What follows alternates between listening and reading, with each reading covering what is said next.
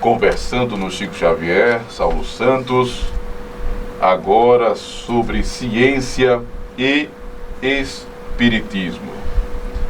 Saudações a todos, maquiagem retocada e voltamos novamente falando com Saulo Santos, desta vez sobre ciência e espiritismo. Desde pequenininho, eu tinha cabelo ainda nas salas de evangelização, me diziam que o espiritismo tem um tríplice aspecto, coisa maravilhosa, né? Ciência, filosofia e religião. Será que nós estamos nos afastando da ciência? Desde o início. No Brasil, desde o início. A primeira revista espírita do Brasil foi uma revista baiana, e o autor enviou para Kardec. Kardec olhou aquela revista, parabenizou o Brasil pela iniciativa e disse: estou vendo um cunho fortemente religioso, uma tendência fortemente religiosa, mais ou menos isso. É bom corrigir isso. E o brasileiro não corrigiu, né?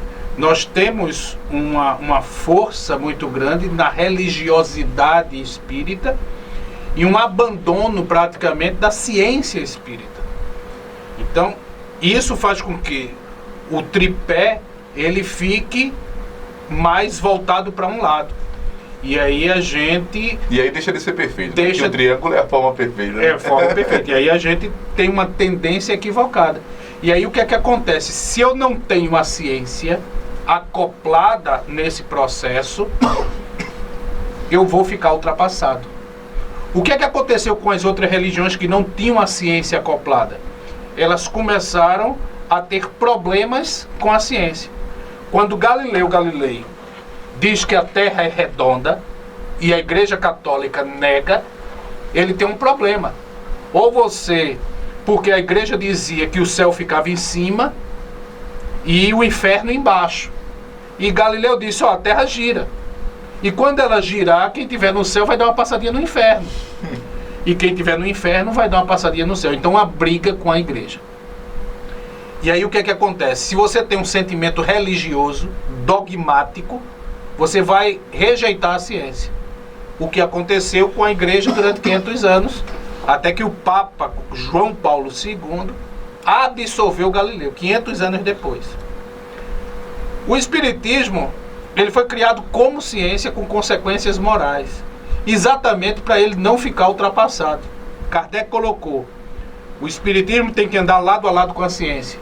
Se a ciência provar que o Espiritismo está errado em algum ponto, abandone esse ponto e siga a ciência. Veja a posição que Kardec colocou a ciência. E aí o Espiritismo atual tem medo da ciência. Ou alguns espíritas têm medo da ciência. A ciência, a definição mais interessante de ciência é a busca da verdade. Ciência é aqueles experimentos que vão buscar a verdade. Então o Espiritismo, como também algo que busca a verdade, não pode temer a ciência. Então, como a ciência, ela se refuta, né? Existem coisas que são descobertas médicas, por exemplo, que foram consagradas e depois de um tempo foram refutadas. Isso não diminui a medicina. Um médico português, na década de 50, desenvolveu uma técnica para tratar convulsões e epilepsia. Essa técnica se chamava lobotomia cerebral. Esse indivíduo ganhou o Prêmio Nobel de Medicina na década de 50. 20 anos depois, lobotomia cerebral se transformou num crime, porque você alijava o sujeito da subjetividade. Isso não diminuiu a qualidade da medicina. Ou seja, você refutar uma tese sua não lhe coloca como inferior. É isso que o Espiritismo precisa aprender. Se a gente precisar ajustar alguns pontos do Espiritismo, isso faz parte do progresso e da evolução. Eu sinto falta também, Saulo, da observação. A aceitação dentro do Espiritismo, ela é quase dogmática. Da observação. Observação precisa de tempo, né? Para você observar, a ciência, para ela observar, ela precisa de tempo para observar um fenômeno. Então, para a gente saber se uma coisa e está em desacordo ou não com os princípios doutrinários, a gente precisa de tempo para observar. Não de imediato refutar, não é. Não tem nada a ver com o espiritismo, por exemplo. Então eu sinto falta disso. Ó, não dá para ficar no limbo, não. Não dá para ficar no limbo, não dizer que é ou não é, e a gente observar. Porque isso aqui, sabe, eu digo sempre, Sal, eu não sei se tu estava no dia lá no Realidade Paralela, que teve uma certa polêmica com respeito disso. A gente começou com uma tal de tipologia, não foi? Sim. Depois amarraram numa cesta. Se fosse hoje, o povo não aceitava, não. Tu acha que aceitava hoje? Lógico que não. Kardec fosse Isso vivo evoluiu, hoje... isso evoluiu. A gente saiu de pancada para psicofonia. Exatamente. Por que não pode evoluir mais? É o homem? Será que a gente saiu, o hominídeo no caso, né? Não era homem, era hominídeo. Mas a gente saiu do Australopithecus pro Homo sapiens sapiens. Não vai ter o Homem sapiens, sapiens, sapiens, não? Exato. Você vê, Kardec fez o Livro dos Espíritos com perto de 900 perguntas. 1 ano, 2 depois, ele já ampliou para 1000 e poucas. Porque ele viu que aquelas já estavam insuficientes. Teve a cesta de Vime. Depois ele pegou o lápis, botou na mão do médium. Hoje, ele estaria trabalhando com computadores. Era com digitografia, não apenas psicografia. Ele estaria... Kardec, vivo hoje, estava completamente rejeitado pelos espíritas brasileiros. Seria completamente alijado, porque a metodologia dele de investigação era profunda. Ele não aceitava. A gente acha que Kardec recebeu aquele Livro dos Espíritos pronto. Os espíritos responderam, ele botou ali. De jeito nenhum. Foram milhares de respostas que ele rejeitou, porque não estavam de acordo.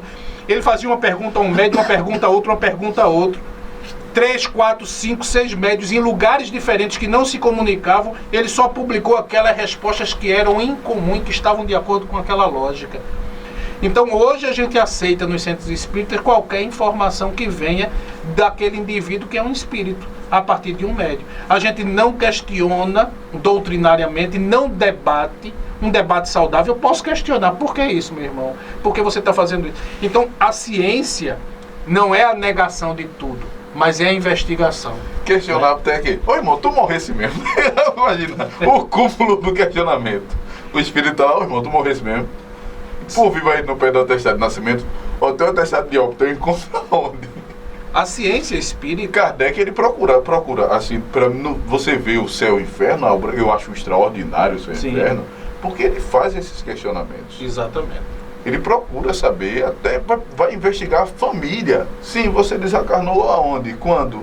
Vai lá na família do indivíduo, procurar saber quem foi aquela criatura realmente. E os casos que não foram comprovados, ele não publicou.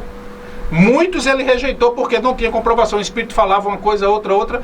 Ele via, ó, isso aí tem contradição, não entrava no livro. Então, a ciência, ela faz com que a gente faça a coisa da melhor forma. Se a gente implementa a ciência no centro espírita, a gente vai fortalecer o centro. A gente vai fortalecer o espiritismo. A gente dá passe no centro espírita como se dava 50 anos atrás. Você acha que um médico prescreve como se prescrevia 50 anos atrás? Por quê? Porque a medicina evoluiu. Evoluiu por quê? Porque ela faz ciência. O espiritismo podia muito bem começar a traçar um perfil dos médiuns passistas e um perfil dos pacientes. Pacientes com problemas físicos, pacientes com problemas emocionais, pacientes com problemas espirituais, médium passista A, B, C. Será que esses 3 problemas são resolvidos com qualquer passista? Ou tem algum passista que tem uma energia mais peculiar e própria que melhora um desses problemas mais especificamente? Será que tem um médium que serve para todos? Ou será que tem um médium mais específico? Se a gente faz ciência com isso, a gente está aprimorando a capacidade de dar passe. E aí a gente vai ser mais eficiente quando chegar um paciente, uma pessoa no centro espírita, precisando de uma atuação. Você faz uma anamnese com o indivíduo, faz no centro espírita chamado do acolhimento, né? Me falhou até... É a entrevista fraterna. A entrevista fraterna, exatamente. O acolhimento fraterno, a entrevista fraterna. E aí dali você direciona aquele indivíduo para um determinado passista, para um determinado tipo de tratamento. Isso é ciência. Você está aprimorando aquilo ali, né? O que é que... E trazer para os centros espíritas o debate que está ocorrendo nas ciências, para que a gente fique inteirado, né, da academia e da espiritualidade, caminhando lado a lado, e não separado isoladamente, rejeitando ou aceitando sem o questionamento. Como você falou, na ciência, se surgir um elemento novo hoje na química, a tabela periódica vai incorporar sem questionamentos. Não. Exato. A tabela periódica vai dizer venha. Exato. Então por que não pode acontecer nos outros, né, na observação do tríplice aspecto da doutrina espírita, né, que é religião, filosofia e ciência? E está ocorrendo, a gente é que não está incorporando. Muita coisa nova aconteceu. É por isso que eu digo que o período de observação, olha, não dá para dizer se é ou não é. Bora observar, agora não é observar meia hora, uma hora. Tem que ter método científico. Não é observar meia hora, uma hora. Né? O cientista, ele não pode ser um apaixonado pela ideia. Ele tem que ser, ele não pode defender uma ideia dogmaticamente. Quem faz ciência, ele levanta uma hipótese, e na hora que levanta uma hipótese, existe a probabilidade daquela hipótese ser comprovada ou ser rejeitada. Se eu faço isso com seriedade, eu estou fortalecendo o princípio espírita da ciência. O princípio espírita como ciência. Negar um determinado fato ou fenômeno numa circunstância não significa rejeitar a veracidade do fenômeno. Ô Saulo, faltou cientistas espíritas? Não. Ou faltou ciência no espiritismo brasileiro, como você falou? Faltou ciência no espiritismo brasileiro. Tem muitos cientistas aí que são alijados das tribunas espíritas. Muita gente, quando pegue a grade de palestras dos centros espíritas e vejam o que é que mais os espíritas gostam. Os espíritas, porque a consolação que a gente quer é ouvir aquilo que soa suave aos nossos ouvidos. A gente quer as pessoas que colaboram e corroboram com o nosso pensamento. Isso é a falta do pensamento e do espírito científico, de ouvir o novo, de estar preparado para ouvir o diferente. E a ciência é aquela que se contradiz. A ciência é aquele que vem e diz, existe um outro caminho além desse. Não é só esse. Existem outros caminhos. Então, essa falta dessa prática faz com que quem faça ciência no espiritismo, muitas vezes ele seja alijado das tribunas espíritas. Por quê? Porque nem sempre ele vai dizer que aquele fenômeno é aquilo que todo mundo pensa.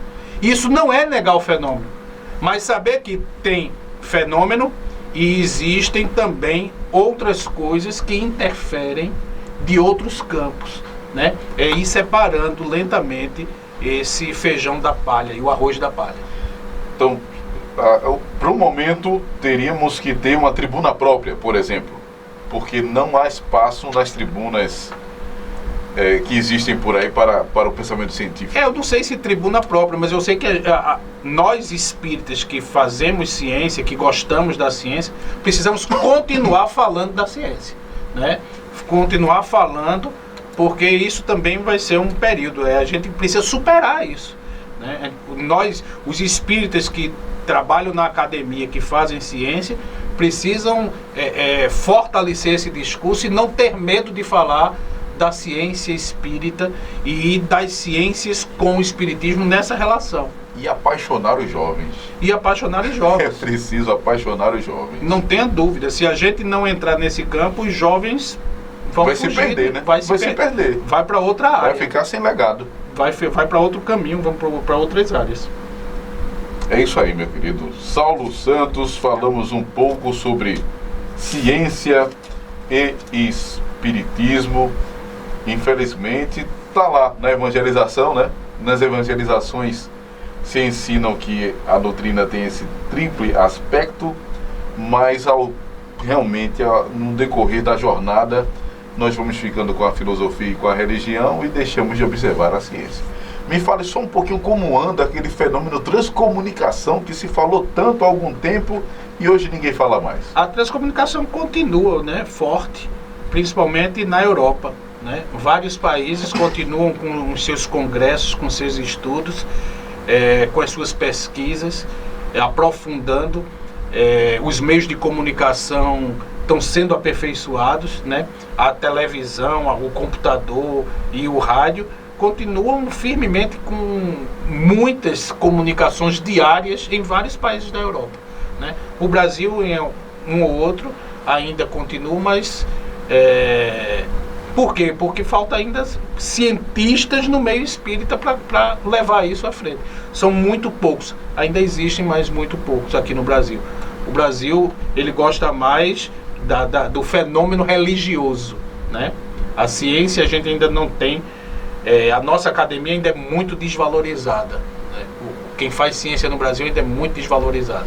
Veja aí a crise que a Universidade Brasileira está passando no momento aí, um negócio que é fundamental para o desenvolvimento, para a evolução. E para a sociedade, né? E para a sociedade. Você que está lá, eu fui aluno da Federal, nunca vi ninguém, quero deixar aqui gravado, vou falar, viu?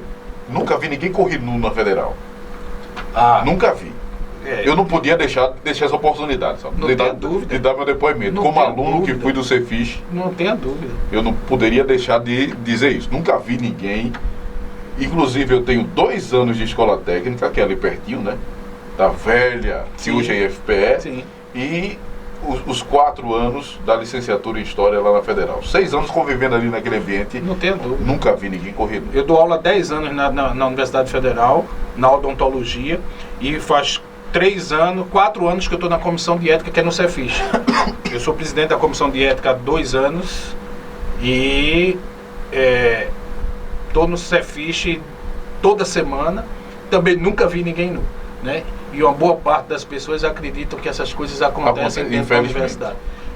E eu queria falar da assistência social que a universidade dá. Não só a Federal de Pernambuco, mas todas no Brasil. O hospital universitário atende uma centena de pessoas por dia que não tem condição de pagar plano de saúde. Fisioterapeutas, odontólogos, os laboratórios da área de saúde da universidade atendem a comunidade carente, não só do entorno, mas de toda a região metropolitana do Recife. O curso de odontologia tem mais de 100 consultórios atendendo diariamente as pessoas dessa cidade. E tudo isso está sendo atingido neste momento pelo corte que houve. Não é que nós estejamos falando de política, estamos falando de bem-estar social. Porque muitas pessoas pensam que isso atingiu apenas a sala de aula. Esquece desse lado de assistência social que a universidade tem, esse papel, né? Inclusive, muitos especialistas só tem lá. Tem doenças, né, que só são tratadas lá no Hospital Universitário da Universidade Federal de Pernambuco. E as pessoas que são os mais carentes, quem precisa de saúde gratuita, são os mais carentes. Não tem dúvida. Também estão sendo atingidos. Não só esse, mas o pessoal que precisa de fisioterapia, o pessoal que precisa de muita coisa na área de saúde, que recebe de forma gratuita na Universidade Federal, está sendo atingido também por esse, para não dizer corte, né, que corte é tão feio, magoa tanto dizer corte, contingenciamento. Então, muita paz a todos, felicidade. Suas considerações finais, por gentileza, Sal. É um prazer, eu agradeço, Romino, o espaço para a gente debater um tema tão importante, que é a ciência no espiritismo. A ciência, ela é fundamental para a gente continuar caminhando, né, e crescendo e se conhecendo. Quando, no Livro dos Espíritos, o Kardec pergunta, né, qual, não é literal, qual a maneira mais rápida e fácil da gente evoluir, os espíritos evocam o sábio da antiguidade, que na verdade foi lá no oráculo de Delfos, que diz: conhece-te a ti mesmo. O oráculo disse para Sócrates, né, conhece-te a ti mesmo, né? E conhecer é ciência. É bom dizer que era um médium, né? Uma médium, né? Exato. O oráculo de Delfos. O oráculo de Delfos, exatamente. o espírito manifestado lá, Sócrates, né? Então, conhece-te a ti mesmo, você só conhece através da ciência. É a ciência que tem a capacidade de refletir o conhecimento, o aprendizado. Então, sem ciência a gente não evolui, a gente fica estagnado. Então, muito obrigado por essa oportunidade. Novamente o espaço está aberto, o condomínio está aberto a você. E tivemos Saulo Santos conversando no Chico Xavier. Muita paz a todos e até outra oportunidade.